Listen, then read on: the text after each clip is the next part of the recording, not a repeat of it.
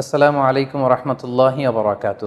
Japan থেকে সোনিয়া শারমিন নামে এক বোন প্রশ্ন করেছেন, সামুদ্রিক কোন কোন প্রাণী খাওয়া যাবে আর কোনটা খাওয়া যাবে না। বিশেষ করে উদাহরণস্বরূপ শামুক, ঝিনুক, অক্টোপাস, স্কুইড এবং কাঁকড়ার কথা আপনি উল্লেখ করেছেন।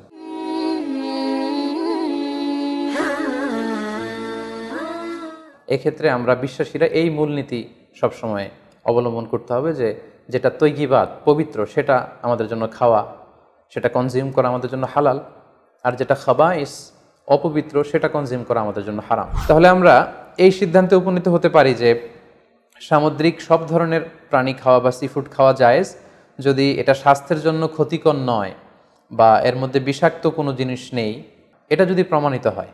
আল্লাহ তাআলা আমাদের সবাইকে ইসলামকে সঠিকভাবে বুঝার, জানার এবং মানার তৌফিক দান করুক। আসসালামু আলাইকুম ওয়া রাহমাতুল্লাহি ওয়া বারাকাতুহু।